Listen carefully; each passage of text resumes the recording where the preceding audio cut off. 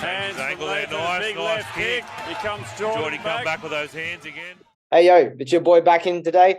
Just myself. Obviously, I've got someone else over the Zoom link now, but Hugh is stuck at doing commentary duties at Roots, okay, which the person across from me is also going to be doing that as well. All right, so he's a guest that's been on before. I wasn't actually on that episode, but we've met a couple of times, and yeah, we get on pretty good, I think we go pretty good. So he is the owner of Bones MMA in Torquay in Victoria, and also promoter matchmaker, like a new MMA show that we're going to talk about today, was a Salt Fight Series. So across the way, I got Matt Williams on. How are you? Bro, just as well we get on well together, because when I first connected to this video, I thought you were Jake the Muff. Cook me some eggs. But yeah, I've got... yeah. So, bro, I'm good. I'm busy. I've had a big day today. I've already been at one smoker out in the southeastern suburbs of Melbourne, which is 2 hours away. And then going to sneak this one in, and then off the route tonight. Got one on. Yeah. Just one on tonight, so that's pretty cool. Cool. That sounds like a good busy day today, man, for sure. Bro, thanks. That's it. So let's get straight into it from there, because we are a little bit of a time schedule, which is absolutely fine. So we're here to talk today that a new promotion that you've started with a partner as well. Yeah. What was his name? His name's Will Sheils. We're not actually in a relationship. It's just like a business association. As much as he, I get weird vibes off him, but it is what it is. It is what it is. So let's just talk about Salt Fight Series. So why create Salt? What was the driving force behind that? Yeah, it's a good question, because if I feel like I wasn't serving this purpose, then I certainly wouldn't do it, because what I've come to realize is that promoting isn't something I'm passionate about. What I am passionate about is my team and my fighters, right? And like Salt is based in Torquay, which is the town where I live, and it's about an hour and a half out of Melbourne. So with an active fight team, every weekend, whether it be the Friday for weigh-ins or like a show on the Friday, then the Saturday, and then sometimes the Emmys on a Sunday, I'm traveling. And, each trip that rounds up to, 3 hours per trip. That's only the near side of Melbourne. It's a big city, bro. So like today, it was 2 hours to Smoker when my boy lost in 40 seconds because he didn't listen. He's still walking home, actually, so should get back by the end of next week. But part of it is kind of born out of, I want my fighters to have an opportunity to fight locally. I think it's really important for them to get to experience that, like to have a home team advantage for once in their life.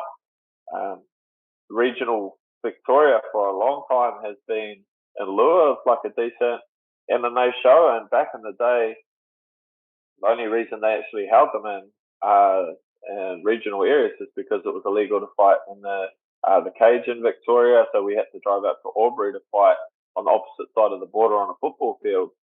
So with most Victoria has a really good a lot of opportunities for MMA and for Muay Thai, but they're all based in the metropolitan. So Salt was born out of having create an opportunity for my local fighters, and B, actually driving the sport and fostering participation in the regional setting. Nice. So the name Salt itself, how did that come about? Well, Torquay is where Bell's Beach is. So those of you who have seen Point Break, it's where Keanu Reeves finished up on the beach at the end of the movie, and the bro swung out into the surf for the 50-year storm. It's a surf town. It's a surf culture. A lot of the crew that we have at the gym, they're very much, salty dogs. It's about community. It's about our community, and one of the things that makes it unique is the fact that we're by the ocean, right? So coming up with something that's short and punchy and embodies what we are, but also there's no like flames or like daggers or like laser beams or any of that nonsense coming off it. Like we don't take ourselves too seriously. I'm not trying to be the next UFC. Just trying to create a bit of a fun party vibe down on the coast. So that's where Salt came from. Nice. I remember you done it like a post before for your gyms. I guess does any other gym owners have a problem with like having seaweed on their mats? Is that do I do? Hit me up. Bro, straight up, like I love like the laid back nature of kind of like the surf culture and how it crosses over into the gym. But under no circumstances should I be picking fucking seaweed up off the mat and like reminding guys like, hey bro, if you're gonna come from the beach, empty your pockets out of sand before you come on the mat.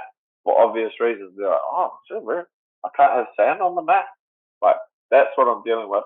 But for the most part, at least they're not bringing like nunchucks on or like A-class drugs or anything. It could be much worse. But it's like looking at your gym like on the Instagram, because I haven't been there personally, it looks like a very schmick gym, and you kind of like you want to keep it schmick as well. Well, bro, so we've got white mat, and so many people said to me when I started in the gym, they're like, man, you're gonna regret having white mats. I'm like, nah, man, white mats are sick. Like it's gonna look real good. I'm like starting to regret it. I can imagine, yeah, for sure. Yeah, white mats, that would kill me. Well, like as soon as it gets marked up, I was like, oh man, I'll just flip out. Bro, at least you can see like a dirty ass plaster on the floor, like when it's white, eh? Like there's nowhere to hide. There's nowhere to hide when you've got white mats. So it looks cool, man. Cool. What do you do? Beauty is pain, man. As you know, as a good-looking man yourself, beauty is pain. Exactly. That's exactly right. So, another thing, like before we kind of delve into like the MMA too, because I'm really interested because I'm kind of new to it. Going to delve into my gym myself. But what I've really noticed about Soul, promotionally wise, is the artwork. Like I really like the style of the artwork. Like, and it's something like I've never really kind of seen before. Where did that come about?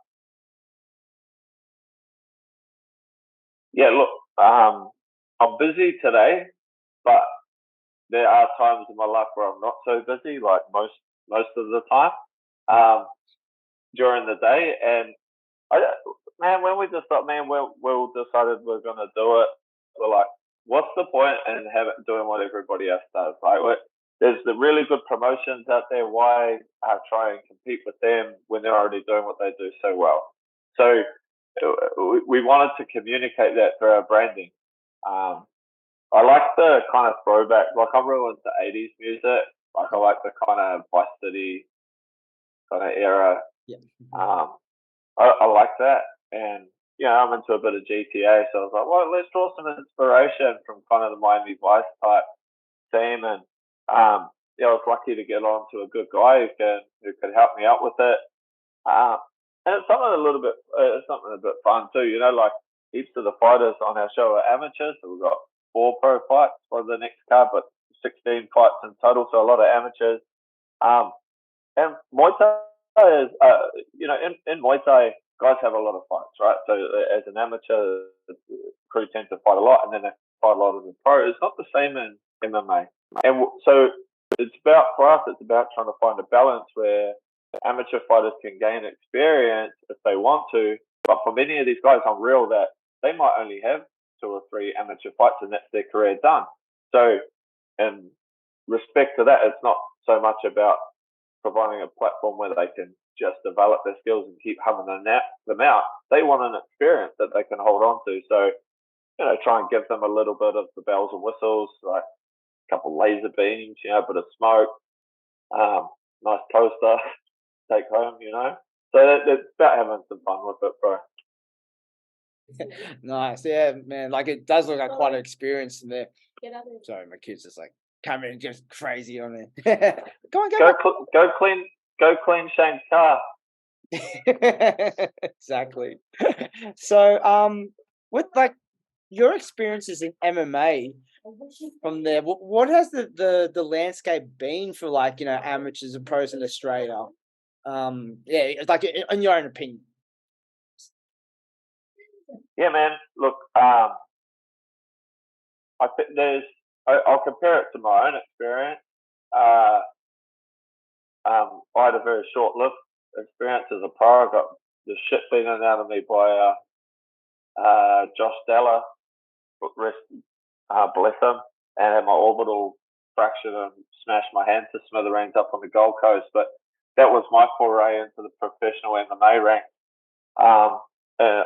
Honestly, in lieu of amateur opportunities, like I think that was about 10 years ago now. So, that back then there was a lack of opportunity, especially locally. There was one or two shows going on, but there wasn't as much participation, right? So there wasn't as much opportunity, and certainly as amateurs, I didn't see shows that really catered to them if they wanted to kind of get the experience up and develop before they went pro. It was, an amateur show looked like, a hotel somewhere in the eastern suburbs with, a cage, a table pressed up against the cage with a bunch of piss dudes on it, and selling tickets for $80. But over the years, I've seen it evolve, and I know Victoria, there's a lot of really good promotions, Rogue, Demolition, and a number of others that provide opportunities. And Alabama's doing it as well, provide opportunities to amateurs to get their experience up. And then, Queensland and Perth are really well set up with Eternal, which is certainly in my mind the top promotion in the country and in the South Pacific as well, because they get over to Auckland, and that's a real that's a really good pathway and stepping stone into the UFC. So we're in a really good place at the moment, and Victoria. I think Victoria's kind of caught up in that, right? But like I said, man, there's a service gap out in the regions, and it's like regional shires in Australia have produced top tier sports people forever. Like if you look at any Australian cricket side or any rugby side, rugby league side, the regional areas are massively overly represented in those teams for good reason. Like participation rates are usually higher if there's opportunity. There's a lot of local sponsors who like to get behind local athletes. The community is usually invested in the athlete or in the team. So I really want to get that going for MMA. I love MMA. I love Muay Thai. I probably love Muay Thai more, but I love MMA too. So I want to see it do well and have the same opportunities I feel like Muay Thai is getting in Victoria. Yeah, I think I will just like the same thing. My experience is very limited, but kind of even looking at it now, like it's almost like this, like the Australian MMA scene, and like I've been talking to a couple of other coaches that like been involved in the US scene just very recently, and they're just saying like Australia was where America was about maybe 10 years ago. It's just on the precipice of like really exploding. It's like the potential's there. But like they're just going like these international coaches saying, "Guys, I don't know if the foundation's quite there yet to kind of keep building. But if like if they can have like a good pathway for like all these people that are coming in and building amateur ranks, it could be something really special." Do you feel the same way? What I know of Australia per capita is it's got a hell of a lot of talent. But there's so much talent down here. If you go to like an MMA show, a local, like say my show, right? The guys that are coming through and having their first or second or third fight, they look like pros were looking in their debut fight 10 years ago.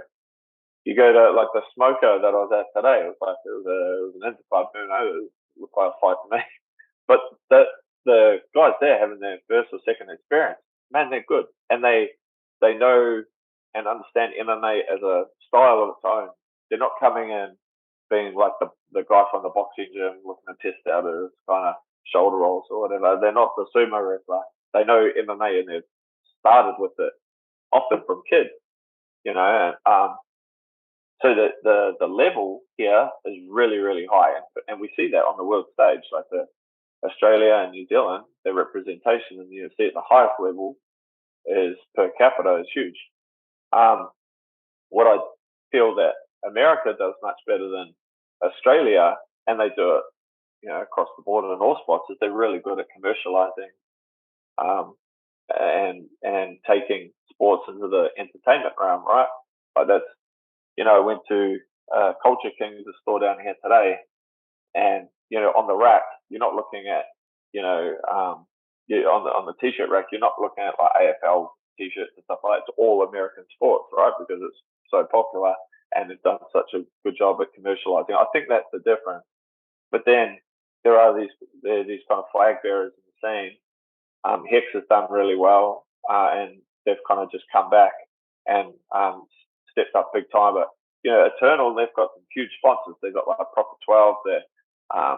They're really good at creating a really appealing entertainment brand. And if you've ever been to one of their shows, you'll know what I'm talking about. And if you haven't, you probably need to get along. Like Ben Vickers and Cam O'Neill do a brilliant job at that. So that's where I see the difference. America's better at commercializing their sport, but we're certainly doing well down here on Path to Talent. Yeah, nice. So that sounds like, exactly like, that's like what any sports needs. It's like, just some good people in there. They're like, want to kind of push this, like, this growth from the grassroots up. So when you kind of like for your show in particular from there, give us like a little bit of a rundown in terms of like, you got amateurs on and pros. So like, what's the main differences in terms of like, the rule sets, the round times and so forth? Yeah, sweet. So in Victoria, like Victoria has its own combat sports board that's legislated under an act, and that covers all combat sports. And it means that there's a lot of oversight over how sports are conducted here, and for the most part, that's a really good thing. Compared to some of the other states that are more like, the Wild West, and then some other states like New South Wales that are just trying to figure everything out and stumble over the top of one another. But we, the main difference in terms of the time is amateur fights are 3 by 3 minutes. So that's still quite a long time. But if you could imagine that a fighter gets taken to the ground and there's a grappling exchange for one person held down for a minute and a half, that's half the round. So it does go quite quickly. And strategically, that's certainly something that coaches need to consider, as opposed to a pro fight where you have 5-minute rounds. 3 to 5 of them, depending on the format. And in terms of the rule set, the amateurs have a larger glove, so it's a 7 or an 8-ounce glove, so it has more padding on the knuckle. But if you've ever been punched with a 7-ounce glove, you know that you feel every piece of that. If you get punched with a 4-ounce glove, as Lisa Braley's opponent found out on One Lumpini, shout out for Lisa Manasak, Princeton Shire, it hurts. There's no elbows in the amateurs. And they wear a shin pad. I'm electing for a shin pad that doesn't have the foot covering, just to make the grappling sweeter. If you're kicking with your feet, then you've need to get out of the Taekwondo gym anyway, and then go to a Muay Thai gym. And then there's some rules around rotational leg locks and things, and that's about athlete preservation, I guess. So that's the main difference rules wise, yeah. Oh, and they don't get paid. Yeah, that's for sure. All right. So going into like Sold itself. So like, I've been to like MMA shows in the past in New South Wales, and it attracts like a certain type of crowd from there. So it looks a bit different from there. Like what does the whole vibe of Sold like in terms of like, the crowd that usually goes to your show?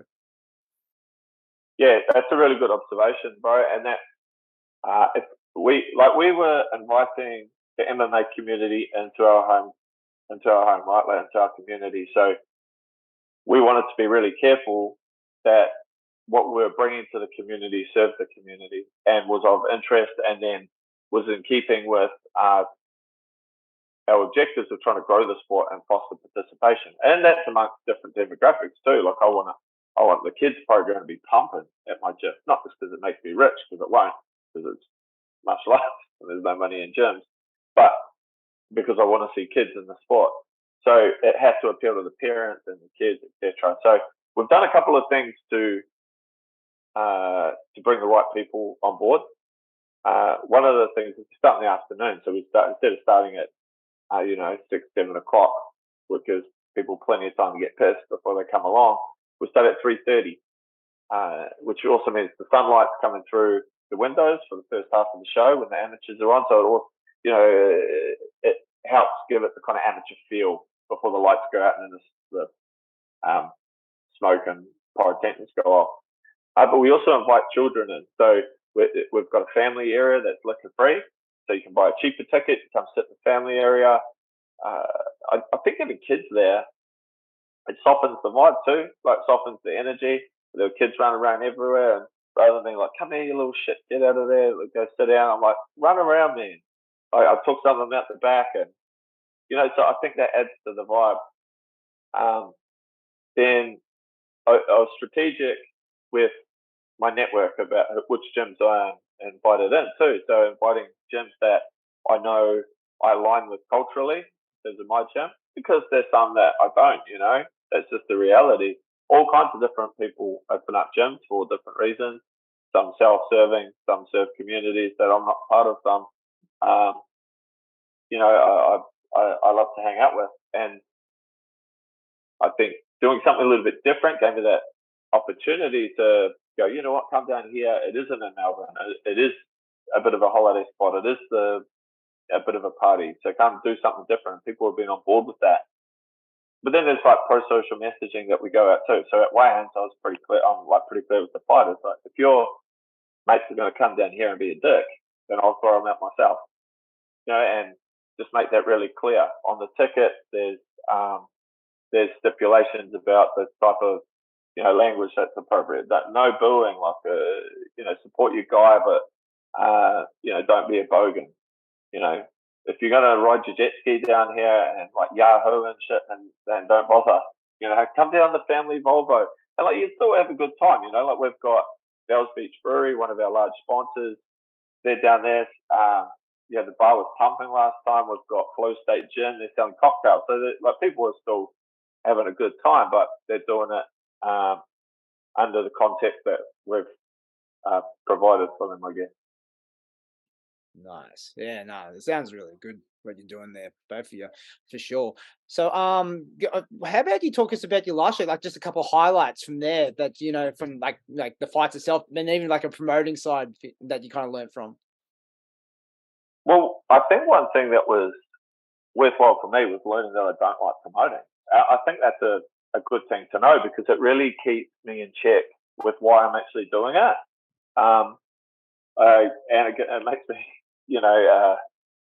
it makes me much more gracious for the opportunities that people like Sai and Naji and Ben Vickers, Cameron Hill, and Aram and Matt Green, all the rest of them, Mark Jelsey, that they all provide. It's fucking hard. And it's largely unappreciated, and there's certainly very little money in it. So I learned that about promoting, and that was good. It means that I kind of narrow kind of channel my focus into making the show what I want it to serve. With some of the highlights, we had 5 female fights on, which is really cool. And that's, in Muay Thai, they're doing much better female participation in the sport. But then MMA, that the females been represented, but not to such a large extent. And they put on some really sick fights, like Tim Tran versus Taylor Tai.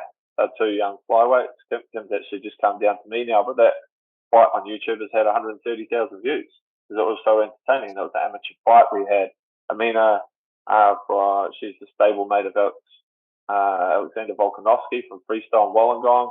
She came down, made a pro debut. She was the most active fighter in Australia that year, so that was really cool.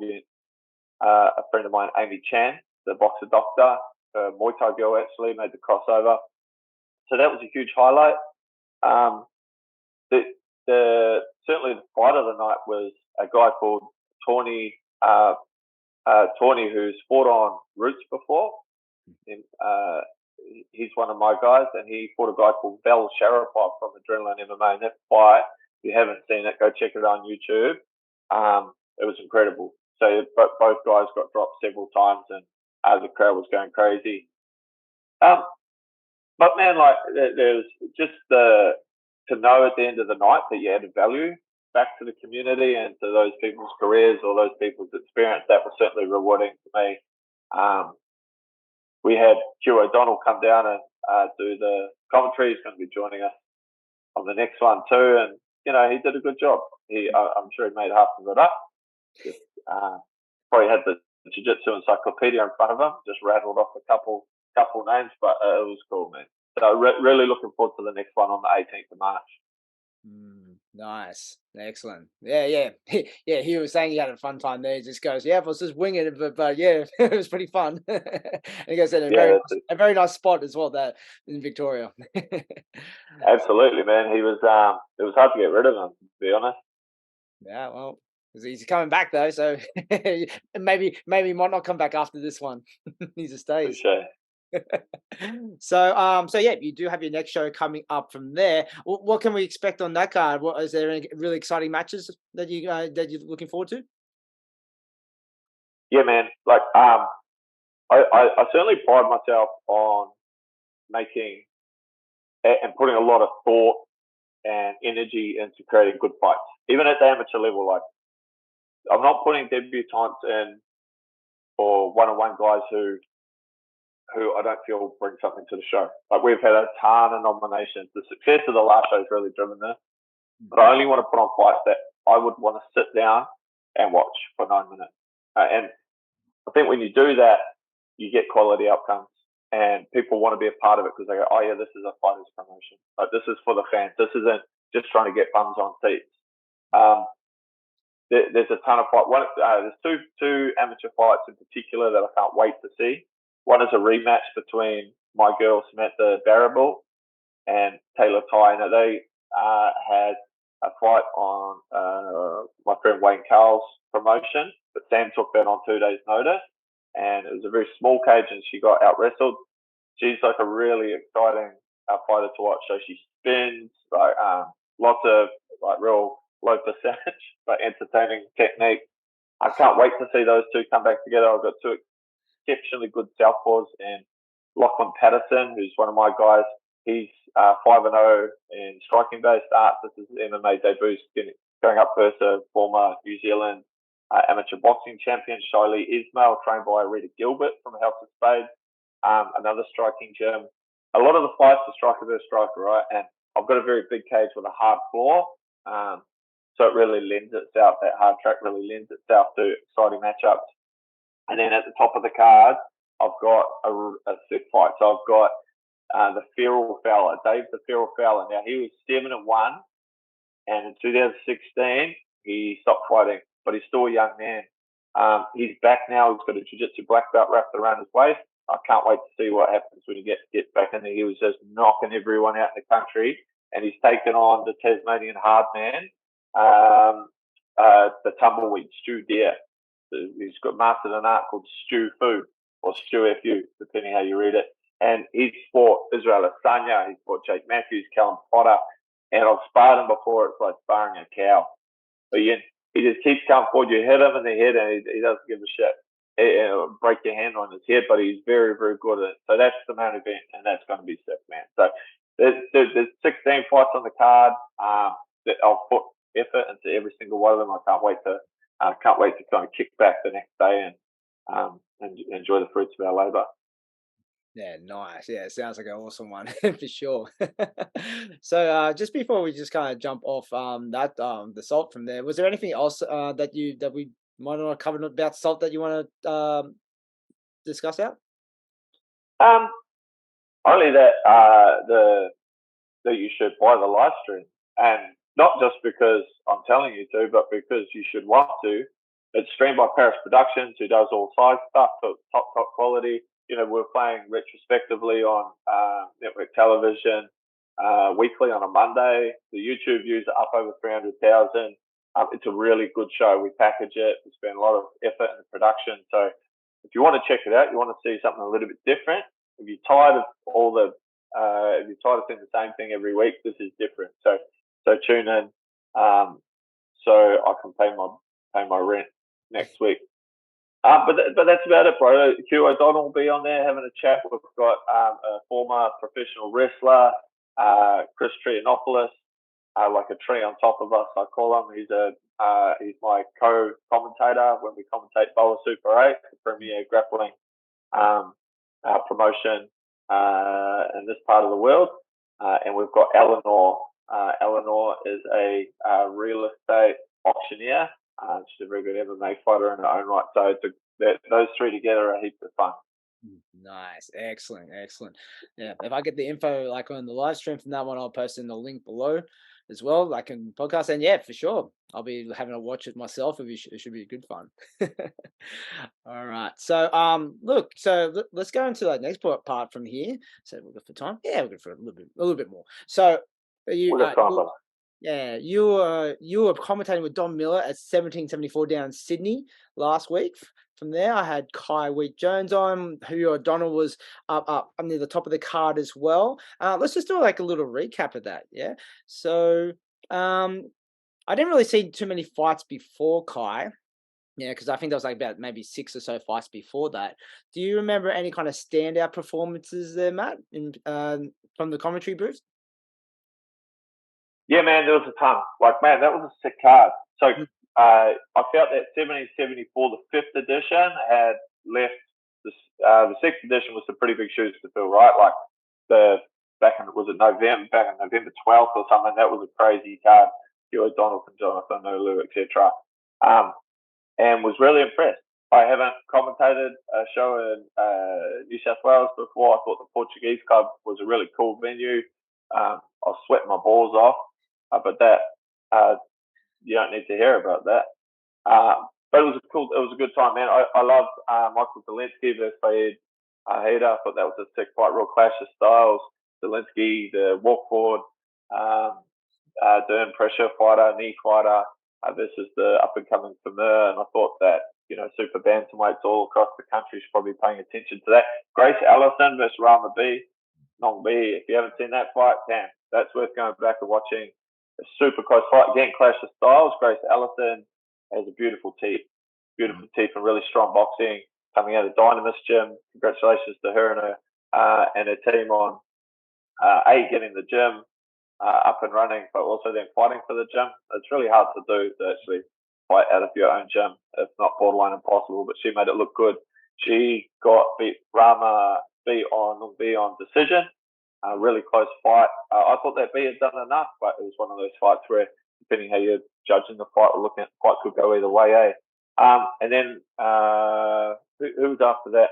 There was a couple of good stoppages. There was the big Adelaide Ambrose with a good leg TKO against really tough lad out of Toro Fight Fitness, I think it was. Yeah, Aman. Yeah, man. Yeah, super tough guy. Showed a ton of heart, man, and hope his legs are okay. They're still pretty sore. But that Adelaide Ambrose, I've seen him fight down here on Mark Joshi show hardcore. I was super impressed to see him out there again. And then we kind of came around the corner to Kai Wheat-Jones and Carter Lawrence. Yeah, and that fight in particular, yeah, it was a good fight from both boys from there. And one of those ones where, like, the decision at the end of the day wasn't matter. Obviously, I'll be biased. I thought Kai won, but the decision went to Carter, which is like, I go, yep, like 3 rounds. I go, that's fine. It could have gone either way. It was a really good fight. Like as we said before, with Kai, it's his first 5-round fight versus and stepping up to experience level of Carter from there. I didn't think he really looked out of place. Like, he looked pretty good in there. Wasn't really overwhelmed. It was a good back and forth battle as well. How did it look from your perspective in the booth, and instead of my biased perspective in the corner? Well, that's it, bro. It's always really when you're in the corner, you're certainly looking at it through a lens, and you're looking for certain things, and you're noticing moments. And sure, you're trying to consider who won each round, but your focus is very much on your fighter for a large part. Now, I think in commentary it's similar, right? Like you're trying to keep it entertaining, and you're trying to kind of call it play by play and track the narrative. But that's why sometimes we get it wrong. Like we're not sitting there like a judge is. I felt like Carter finished really strong. It's certainly how he tends to play. He tends to start quite slow. Sometimes he doesn't quite do enough, but I thought he turned it on quite late. I felt that he probably had 3 rounds. and was doing some really good work in the clinch. But I 100% agree with you. I felt like Kai did not look out of place at all.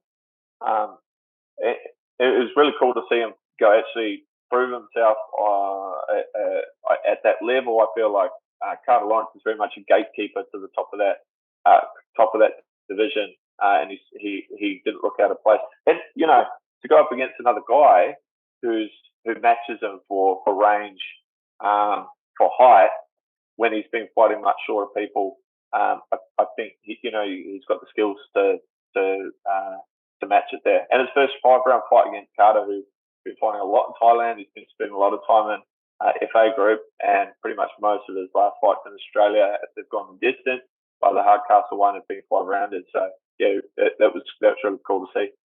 Yeah, for sure. Yeah, definitely not. I wasn't mad at the performance from either boy. It was really good as well. And and good on Carter Lawrence. Also, for me, he's good. He's a really good dude as well. Which is it's always nice to see.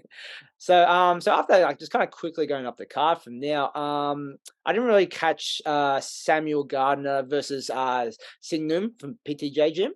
How would that look? Yeah, that was cool. So well, Samuel Gardner is it's interesting, right? Like, he's super green. Like, I think he had 5 fights for 5 wins last year. Finished off the year really well with a win over another lightweight, Jack Matthews in Victoria, who's one of our real up and comers. Another guy with not a lot of top level experience, just coming up short recently for a WBC state title against my boy Isaac. But really top guy. Sam Gardner's got a very smothering pressure style, and he's quite unorthodox. Really unusual rhythm. Like, to compare him to any of the other Lana Muay Thai products, it's kind of hard to pick where he got that style from, but it is effective. Singnorm, awesome to see him get the win. He had a really tough outing again in Sydney late last year in December on Hardcore Promotions against Captain Hook, Brandon Span. Hope that one sticks too. Just knocked him out. Really, it was a really vicious knockout. So it was cool to see. That would be hard to come back from. It was cool to see him stick to his gun. Singnorm's got a beautiful kicking game on him, and was just able to kind of annul that pressure from Gardner. That was a really fun fight to watch, and the PTJ fans were going nuts. Yeah, for sure. Yeah, I was hearing the cheers from that one. I goes, he must have got up then, because they were good. I couldn't imagine there'd be much cheers for the Perth boy in the Sydney show.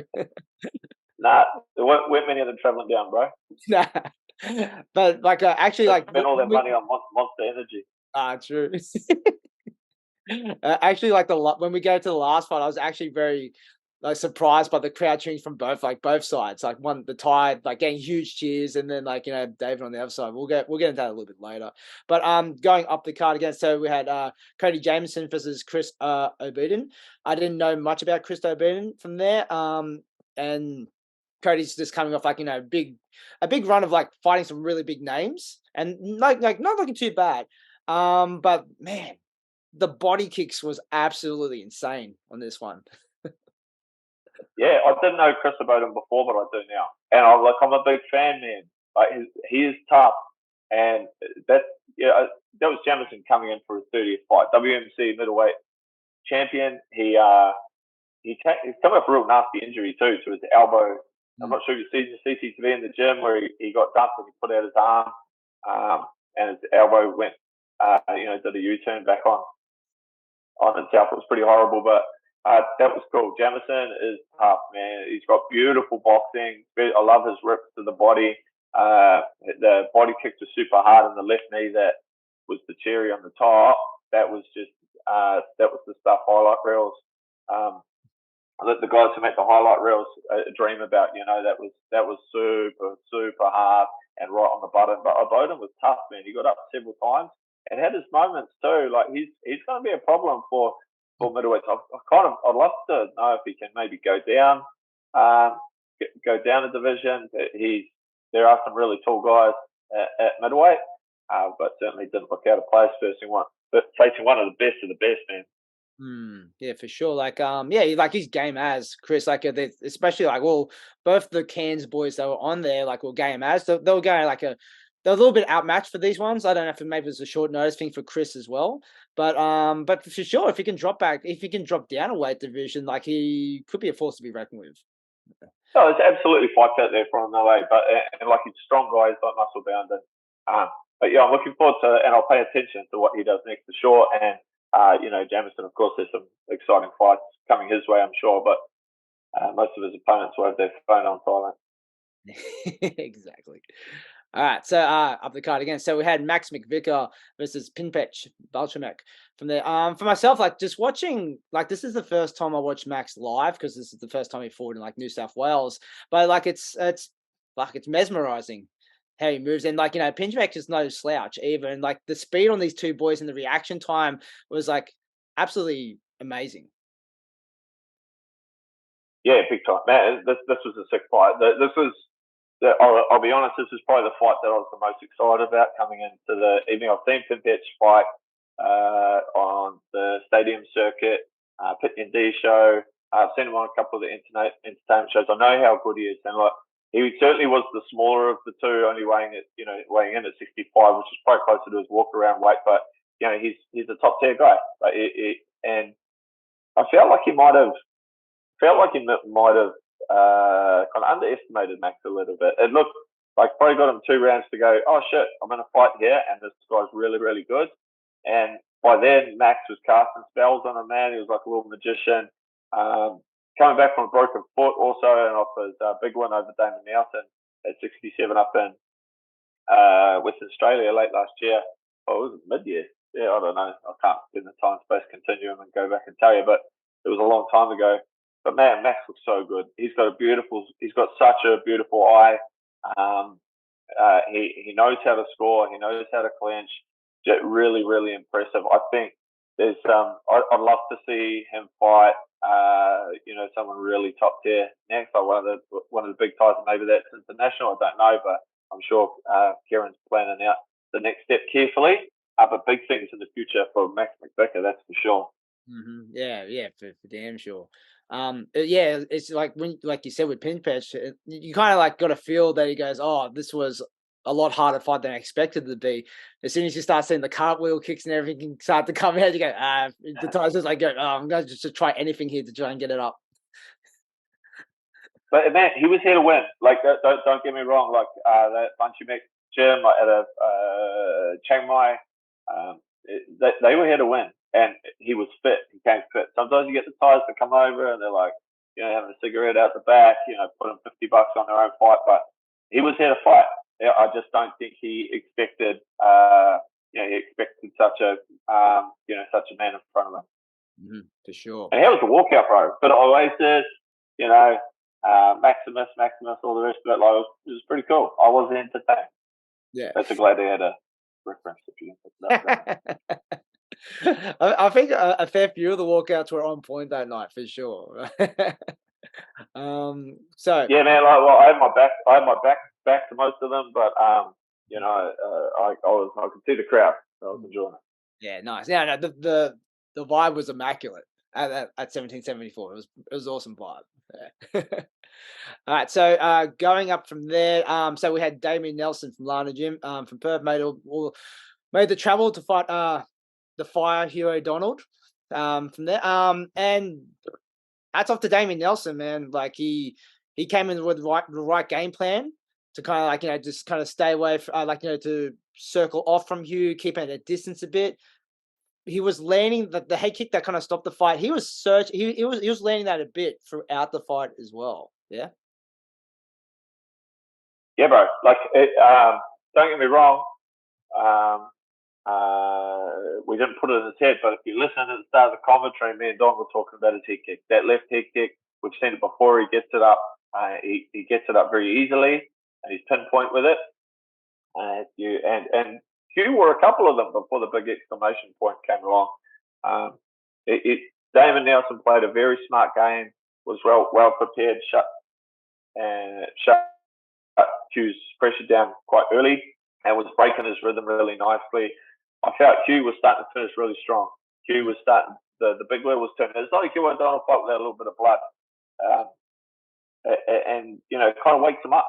And I felt like the big red very red. Wheel was starting to turn, and it felt like the tide was starting to go Hugh's way. But MMA, my friends, is a very Muay Thai, also MMA, top 5 series just around the corner, of course. Muay Thai is a very fickle sport and only takes one moment, especially with the big boys, for the lights to go out. And that's what Damon Nelson did. Full respect to him, man. Like, I thought Hugh, coming into it, I was like, Hugh's going to be too big. The pressure will be too much. Hugh will run him over late. But Damon Nelson, I feel like this could quite possibly be his weight division. He looked different. I know he's partner of Shannon Gardner there, she's an absolute weapon. I know he's been doing work up there and strength and conditioning. And coming off his WBC international bout in Singapore, I know that left him hungry. Didn't quite go the way, but he won it, absolutely, but he didn't really get a fight out of it. So I knew he was coming in hungry to this one. He looked every part of the WBC international champion, that's for sure. So some big fights coming up for him, man. Yeah, for sure. Like, like you said, even this weight division from here, he didn't look out of place, like physicality wise.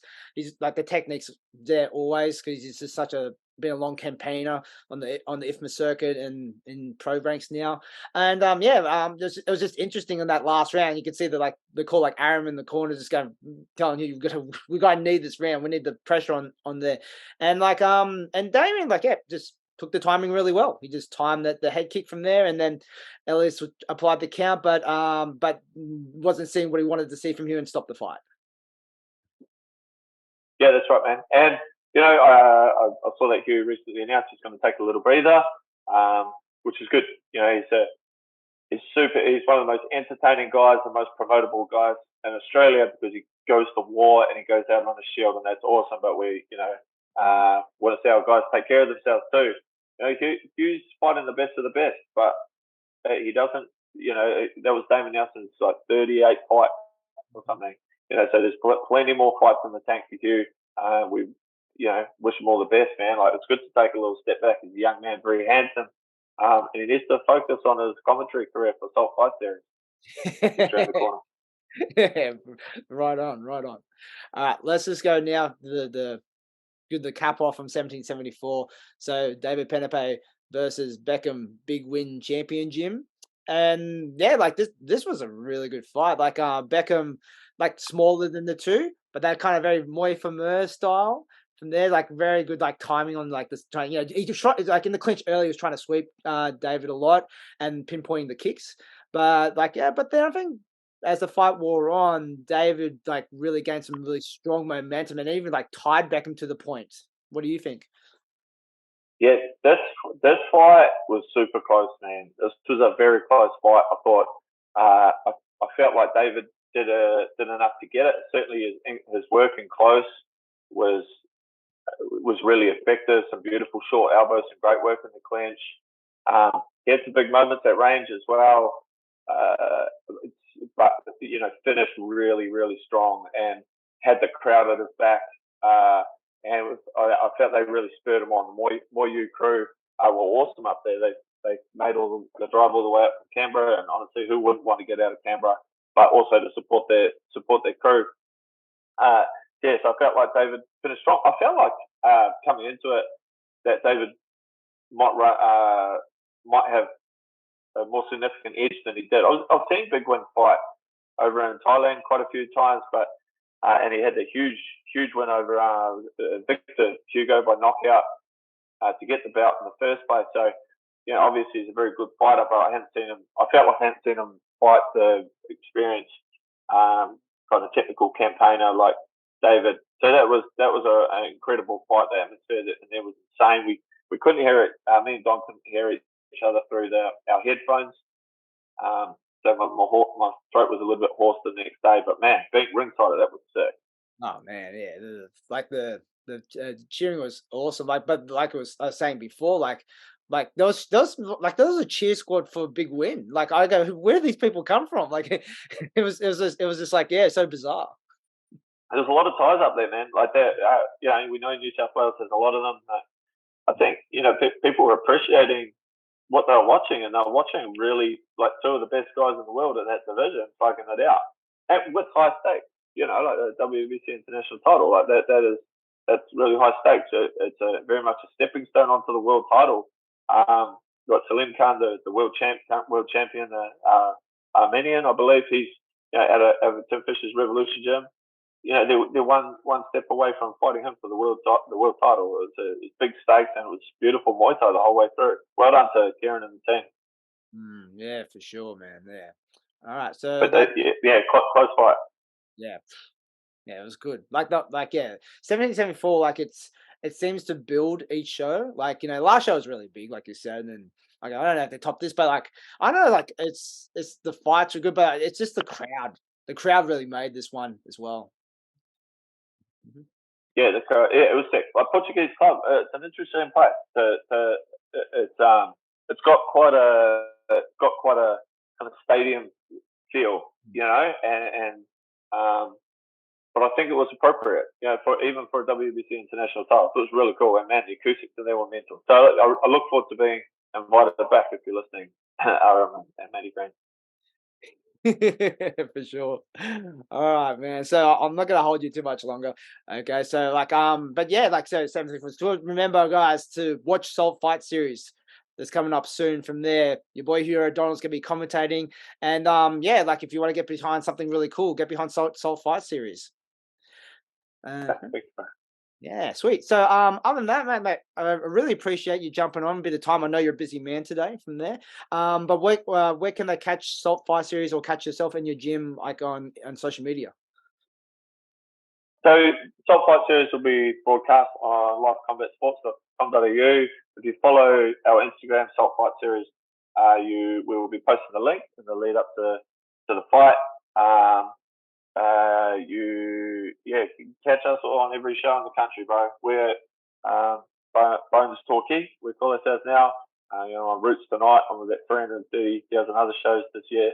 So get behind the small team from the coast. We're doing big things. Nice, cool, excellent. All right, I'll get you to stick around a little bit, Matt. But for the rest of you guys, thanks for listening. As always, remember to subscribe, like, share on the YouTubes. Give us 5-star ratings on Spotify, Apple Podcasts, and then we'll catch you next week. All right, peace.